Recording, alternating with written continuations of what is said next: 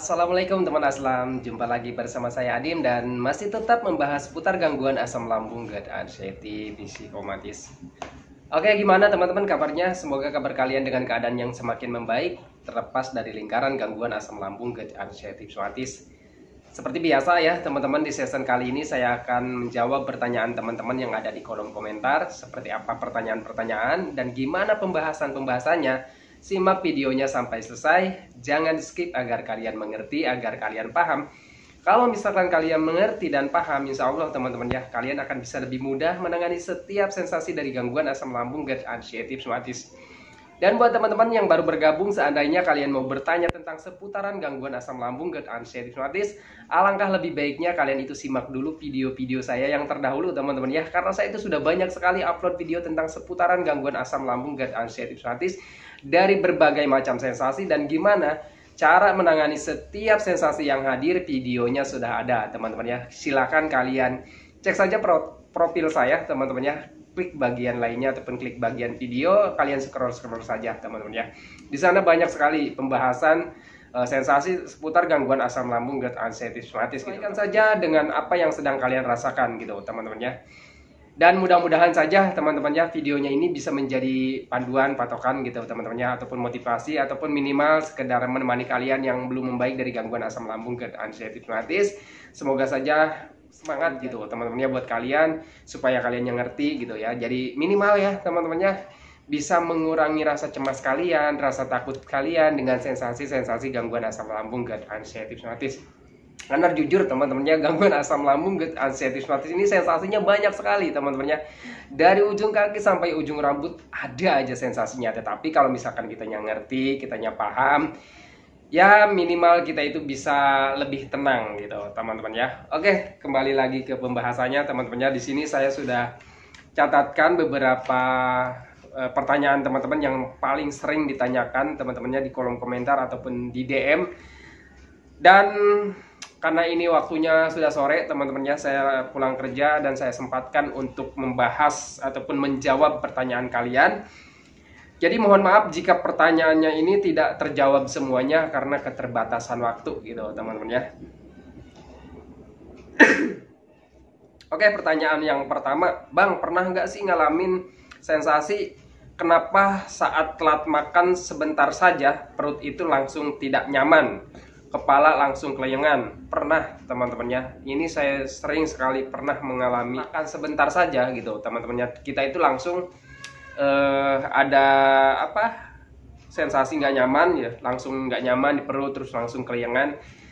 Untuk ini teman-teman ya, yang namanya pencernaan kita itu terkena gangguan teman-teman ya, itu wajar menurut saya. Kita telat sedikit, telat makan sedikit aja gitu, kita itu sudah mengalami berbagai macam sensasi. Biasanya kalau misalkan telat makan, ini pengalaman saya teman-teman ya, itu perut langsung kembung ya teman-teman, langsung berasa kembung, langsung berasa begah, terus banyak sensasi, terus biasanya sering sendawa gitu teman-teman ya. Pengalaman saya dulu seperti itu. Kenapa ya? Karena asam lambung kita itu memang belum stabil gitu teman-teman ya, belum normal. Ketika kita telat makan ya pasti gini teman-teman ya konsepnya. Asam lambung itu kerjanya kalau misalkan kita udah menetapkan waktu jam makan ya, misalkan nih jam makannya jam 12, kalian itu lewat ya teman-temannya, lewat jam makannya misalkan setengah 1 misalkan ya, ya pasti teman-temannya itu pasti ada sensasi. Karena ketika kalau misalkan kita sudah menetapkan jam makan gitu teman-teman, biasanya kita selalu makan itu jam 12 misalkan ya, jam 12 siang. Ketika jam 12 siang itu asam lambung pasti keluar teman-teman ya, karena ya memang sudah otomatis gitu teman-teman. Ini waktunya jam makan nih, pasti asam lambung itu kan kerjanya mengurai makanan gitu teman-teman, pasti kan keluar tuh ya asam lambung. Nah kalau misalkan nggak ada makanan yang harus diolah gitu teman-teman ya, maka ya biasanya mengganggu ke organ lambung, biasanya seperti itu. Kalau misalkan ya kan, karena ini teman-temannya, asam lambung itu zatnya kan panas gitu teman-temannya, biasanya zatnya itu korosif gitu teman-temannya. Jadi kalau misalkan asam lambung itu meningkat, keluar gitu teman-temannya, ya pasti banyak sensasinya gitu teman-temannya. Dan untuk orang yang mengalami GERD gitu teman-temannya, biasanya asam lambungnya kan naik gitu teman-temannya, banyak gasnya gitu teman-temannya. Karena kalau misalkan asam lambung enggak stabil ataupun orang yang sedang mengalami gangguan asam lambung itu biasanya asam lambungnya pH-nya lebih tinggi ataupun kapasitasnya lebih banyak gitu teman-teman. Pemahaman saya seperti itu, dan wajar menurut saya ketika kalian telat makan terus ada sensasi, menurut saya wajar teman-teman ya, karena ya harusnya asam lambung itu mengolah makanan yang kita konsumsi ya, karena makanannya belum ada ya, jadi menimbulkan banyak sensasi gitu teman-teman ya, menurut saya dan pemahaman saya seperti itu gitu teman-teman ya. Dan saya juga mengalami seperti itu teman-temannya waktu saya dulu sering telat makan gitu teman-temannya, karena saat terkena gangguan asam gut anxiety psoriasis itu biasanya teman-temannya cenderung kita itu sering lapar gitu teman-temannya, karena ya mungkin menurut saya asam lambung itu nggak stabil ya teman-temannya, mungkin dari keluarnya ya, ataupun juga mungkin dari kapasitas ataupun pH-nya gitu teman-temannya, mungkin saja nggak stabil, jadi mempengaruhi ke apa ya, ke lambung gitu teman-temannya, jadi sedikit-sedikit lapar gitu teman-teman ya. Jadi menurut saya seperti itu, dan saya mengalami hal seperti itu. Tapi untuk sekarang ya, kalau misalkan sudah sembuh, saya walaupun telat makan teman-temannya, misalkan saya jam makan saya itu jam 12 ya teman-temannya, terus telat makan 1 jam ataupun setengah jam gitu teman-temannya. Tetapi untuk sekarang nggak apa-apa teman-temannya, bukannya nggak apa-apa, boleh sih teman-temannya, tetapi yang untuk pola makan itu harusnya memang ditetapkan gitu teman-temannya.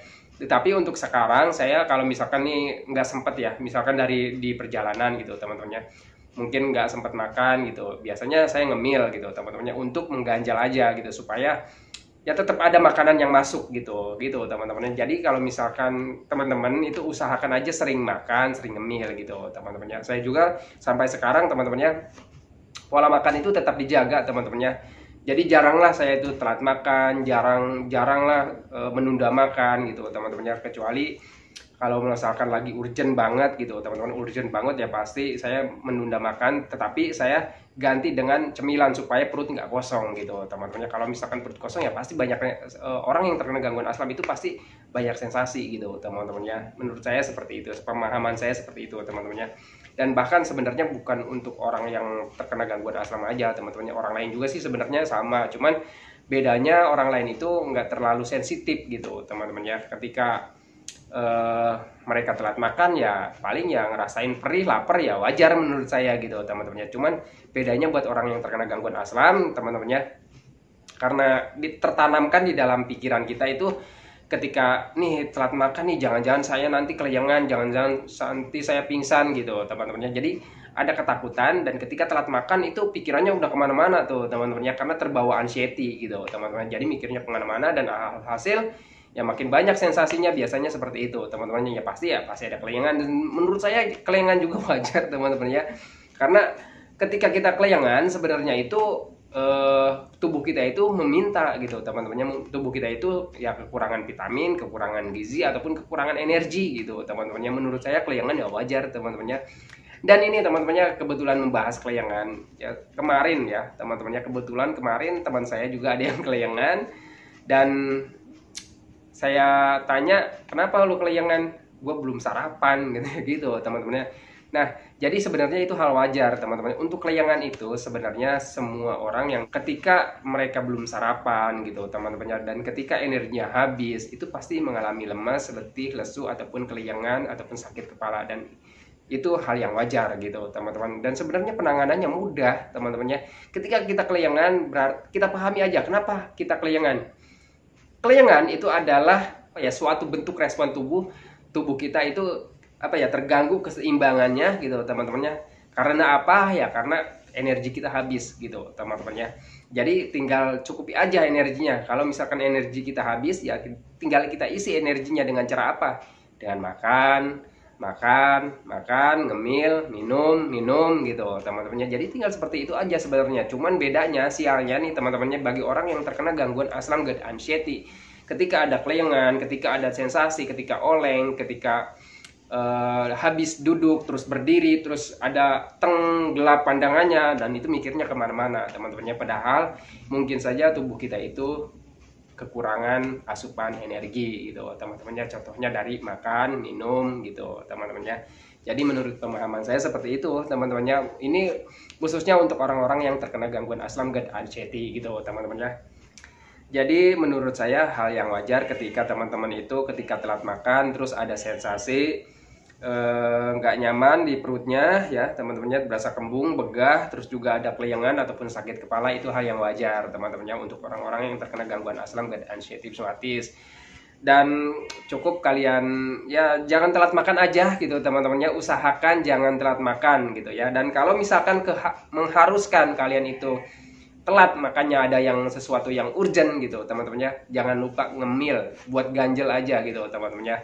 Itu aja sih teman-temannya, saya juga seperti itu ya teman-temannya. Bahkan dulu saya itu sering ketakutan ketika lihat jam ini udah waktu jam makan tuh udah cemas teman-temannya, karena takutnya nih kalau misalkan gua telat makan itu pasti ada sensasi. Nah itu ciri khasnya orang yang terkena gangguan asam lambung dan anxiety psoriasis. Dan untuk sekarang saya alhamdulillah teman-temannya, ketika wah udah bentar lagi jam makan gitu teman-temannya, udah mau jam makan, dan ketika lewat jam makan tuh karena pikirannya tenang, nggak berpikir kemana-mana, ya nggak apa-apa teman-temannya, ya cuman ngerasain hal yang lapar gitu, itu wajar teman-teman, perutnya perih ya gitu, sebenarnya hal wajar teman-temannya. Cuman bedanya kalau misalkan masih ada anxiety itu pasti ketika lewat jam makan itu pasti pikirannya kemana-mana gitu teman-teman, dan alhasil ya makin dikuras energinya karena ada ketakutan, ada kecemasan, energi yang sisa energinya yang ada itu dikuras gitu teman-temannya, karena ada kecemasan, ketakutan, alhasil tambah lemes, tambah kelayangan gitu teman-temannya itu ya. Jadi pahami saja ke sana teman-temannya. Oke ya. Jadi untuk teman-teman usahakan jangan telat makan gitu teman-temannya, sering makan, sering ngemil, sering minum gitu ya. Oke, untuk pertanyaan selanjutnya. Bang, kenapa kelayangan sulit sembuh ya? Kelayangan itu kan udah tadi dibahas ya teman-teman ya. Kelayangan itu keseimbangan tubuh terganggu ya. Penyebabnya itu dari kita itu kekurangan energi ataupun habisnya energi di dalam tubuh kita. Terus penanganannya gimana ya? Isi aja energinya gitu teman-temannya ya, dengan sering makan, sering ngemil, sering minum. Dulu saya juga makan itu teman-teman ya, saat terkena gangguan asam dan anxiety itu saya makan itu sampai 7 kali. Cuman porsinya sedikit-sedikit. Kenapa sedikit-sedikit? Karena dulu itu makannya cuma 5 sendok itu udah kenyang teman-temannya, udah kembung, udah begah. Jadi dulu itu saya menangani supaya ini teman-temannya, gimana caranya dengan keadaan saya seperti ini tetapi makan minum itu tetap cukup ya gitu teman-temannya, tetap terpenuhi setiap harinya energi ataupun kebutuhan untuk tubuh saya setiap harinya terpenuhi, setiap jam, setiap detiknya harus terpenuhi. Gimana caranya dengan keadaan seperti ini gitu teman-temannya ya, saya dulu punya tipsnya ataupun triknya, yaitu dengan diakalinya itu dengan sedikit-sedikit makannya tapi sering gitu teman-temannya. Jadi gimana nih kalau misalkan dulu saya ketika kita sehat gitu teman-temannya, kita itu mampu makan sehari itu 3 piring gitu dengan porsi yang besar. Nah kita juga saat ini walaupun keadaan kita dengan keadaan kita seperti ini gitu teman-temannya, kita itu juga harus bisa makan seperti dulu gitu. Jadi caranya yaitu sedikit-sedikit gitu tapi sering gitu teman-temannya. Maka dari itu saya itu dulu makan sampai 7 kali sehari gitu teman-temannya, dengan sering ngemil juga, sering minum juga gitu teman-temannya, dengan keadaan yang masih sering begah, sering kembung gitu teman-temannya, di bagian perut atas itu serasa penuh gitu teman-temannya. Jadi ya saya akalinya gitu teman-temannya, jadi makannya sedikit-sedikit tapi sering gitu teman-temannya. Dan itu juga bisa membantu mengurangi lah sedikit-sedikit untuk sensasi kelayangannya, karena kelayangan itu tanda tubuh kita itu kekurangan asupan gitu teman-temannya. Jadi kalian pahami saja ke sana dan mudah-mudahan saja bisa membantu gitu teman-teman ya. Oke, pertanyaan ketiga, kenapa badan langsung lemes kalau dengar orang meninggal? Ini teman-teman ya, saya juga pernah mengalami sensasi seperti ini. Ini sebenarnya sensasi dari psikis ya teman-temannya, bukan dari medisnya teman-temannya. Ini dari anxiety psychosomatic ordernya. Jadi kenapa bisa seperti ini? Karena mental kita itu sedang terganggu gitu teman-temannya, karena kita itu mentalnya belum kuat. Jadi ketika mendengar sesuatu hal yang tidak kita inginkan teman-teman ya, contohnya kabar duka gitu teman-teman ya, itu biasanya karena apa ya, karena ciri khas orang yang terkena gangguan asam dan anxiety itu ketika ada sensasi itu kan kita itu sudah terbiasa nih teman-temannya berpikirnya selalu negatif, selalu berpikir ke hal-hal apa yang kita takutkan gitu teman-temannya. Kita itu sudah terbiasa tuh berpikir seperti itu dari awal kena gangguan aslam gut anxiety nanti kita sudah terbiasa tuh, terlatih ya pikiran kita, otak kita itu sudah terlatih memikirkan hal-hal yang menakutkan, hal-hal yang menegangkan, hal-hal yang negatif gitu teman-temannya. Nah, saat mendengar berita duka itu kita itu tidak mau teman-temannya, kita itu selalu membanding-bandingkan gitu teman-temannya, selalu menyangkut pautkan keadaan orang lain dengan keadaan kita gitu teman-temannya. Jadi berpikirnya waduh itu orang udah meninggal tuh, nah lu keluar tuh sifat kepo orang yang terkena gangguan aslam gut anxiety seperti itu, keluar tuh sifat keponya gitu teman-temannya. Selalulah bertanya-tanya kenapa tuh orang meninggal, lalu nanyalah ke tetangga, nanyalah orang lain gitu teman-temannya. Kalau misalkan kata orang lain itu biasanya si itu meninggal karena kelayangan gitu teman-temannya. Nah kalau misalkan kita mendengar sesuatu seperti itu pasti makin kacau tuh pikirannya gitu teman-temannya. Pengalaman pribadi saya seperti itu. Kalau misalkan kita mendengar orang meninggal ataupun berita duka gitu teman-temannya, itu kan kita itu muncul banyak sensasi, itu berarti mental kita itu belum kuat gitu teman-temannya. Kita itu belum belum stabil mentalnya gitu teman-teman, belum tumbuh lagi. Terus gimana caranya ya supaya mental kita itu kuat, ataupun supaya ketika kita mendengar berita duka ataupun berita orang yang meninggal itu kita nggak ketakutan, nggak gemeteran, ataupun nggak muncul sensasi-sensasi banyak gitu teman-temannya. Kita pahami saja teman-temannya, kita pahami saja bahwa mental kita itu sedang terganggu, mental kita itu sedang down gitu teman-temannya. Ya caranya kita harus menguatkan mentalnya. Gimana cara menguatkan mentalnya? Jangan pernah menyangkut pautkan keadaan kita dengan keadaan orang yang lain gitu teman-temannya. Jangan menyangkut pautkan, menghubung-hubungkan keadaan kita dengan keadaan orang yang meninggal gitu teman-teman. Tanamkan dalam hati dan pikiran kalian bahwa mental kalian lah yang terganggu. Ini nggak ada hubungannya keadaan saya dengan keadaan orang lain, itu nggak ada hubungannya. Kalian tanamkan seperti itu teman-temannya. Saya itu sehat ya karena memang kalian itu sehat teman-teman ya. Kalian yang terganggunya hanya pikiran kalian saja gitu teman-teman ya. Jangan kalian hilangkanlah sifat kepo kalian ketika ada orang yang meninggal. Ya udah biarin aja gitu teman-teman ya. Jangan terlalu kepo kenapa orang meninggal gitu teman-teman ya. Meninggal itu kan karena takdir gitu teman-teman ya, itu sudah takdir gitu teman-teman. Jangan selalu berpikir dan jangan selalu disangkut pautan keadaan mereka dengan keadaan kalian saat ini gitu teman-teman ya. Cuek aja gitu teman-teman ya. Jadi cuek aja, jangan belajar cuek aja, belajar masa bodoh aja gitu teman-teman ya. Bukan masa bodoh berarti nggak peduli gitu teman-teman ya.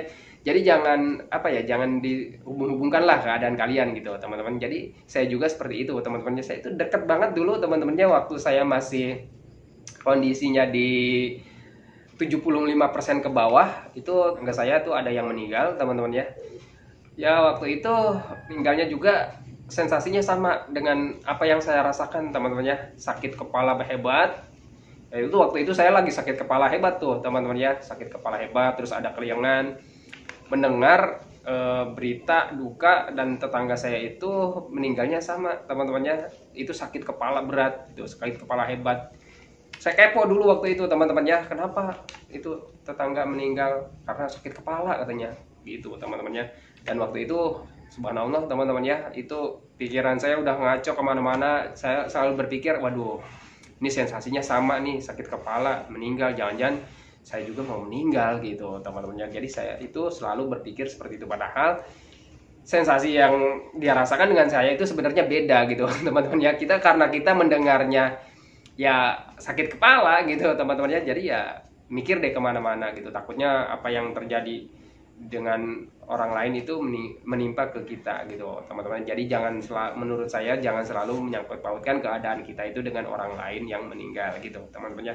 Gak ada hubungannya keadaan kita saat ini dengan keadaan orang lain yang meninggal, dan gak ada hubungannya juga keadaan kita saat ini dengan keadaan orang lain di sana gitu teman-teman ya. Gak ada hubungannya juga keadaan kita dengan suara burung, gak ada hubungannya juga keadaan kita saat ini dengan suara ambulan, gak ada hubungannya juga keadaan kita saat ini dengan mendung gitu teman-teman ya. Sepengalaman saya teman-teman ya, ketika itu kita melihat cuaca mendung ya, padahal mau hujan teman-teman ya, itu selalu dihubung-hubungkan dengan keadaan kita saat ini teman-teman ya. Ini jangan-jangan nih ini alam ini sudah seperti ini nih ya teman-teman. Ini jangan-jangan ini tanda saya mau mati gitu teman-teman. Terus dengar suara burung, waduh ini jangan-jangan ini suara burung, ini saya tandanya mau meninggal nih gitu teman-teman. Pokoknya setiap ada hal-hal mitos teman-teman, itu selalu dikait-kaitkan dengan keadaan kita, selalu dihubung-hubungkan dengan keadaan kita. Itulah ciri khas orang yang terkena gangguan asam lambung, GERD, anxiety, hipnotis. Kalian harus sadari itu, bahwa sebenarnya mental kalian yang terganggu teman-teman, keberanian kalian yang terganggu gitu teman-teman, nyali kalian yang terganggu, nyali kalian itu menjadi ciut gitu teman-teman. Maka dari itu stop berpikir negatif teman-teman ya. Kalian tanamkan saja dalam hati dan pikiran kalian bahwa apa yang itu semua apa ya, suara burung ya mitos gitu teman-teman.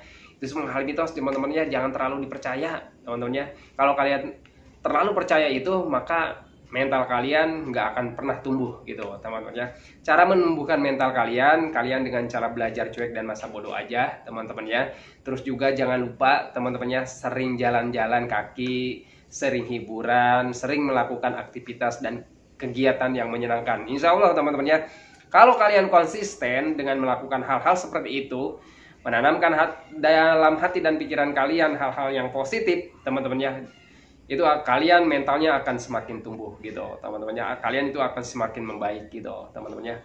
Gini teman-teman, kalian fokus aja dengan menjalankan metode 3P ya, menjaga pola makannya, menjaga pola hidupnya, menjaga pola pikirnya. Selebihnya kalian sering hiburan saja. Apa yang membuat kalian senang, apa yang membuat kalian bahagia, lakukan saja teman-teman karena obat dari gangguan asam lambung, anxiety, hipnotis itu adalah kebahagiaan, kesenangan gitu teman-teman.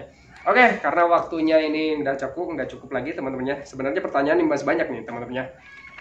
Bentar lagi maghrib, saya belum mandi. Saya akhiri dulu teman-teman videonya. Sebelum saya akhiri, saya doakan buat teman-teman yang belum membaik dari gangguan asam lambung, GERD, anxiety, hipnotis, semoga kalian itu cepat kembali lagi keadaannya teman-teman. Entah itu emosinya, kebahagiaannya, keceriaannya, canda tawanya. Pokoknya hari-hari kalian yang berwarna itu semoga cepat kembali lagi teman-teman karena saya yakin kalian sangat merindukan hari-hari kalian yang dulu teman-teman. Dan jangan lupa teman-teman doakan juga saya agar saya itu tetap sehat, tetap kuat, tetap ceria, agar tetap bisa menemani kalian yang belum membaik dari gangguan asam lambung, GERD, anxiety, psikosomatis.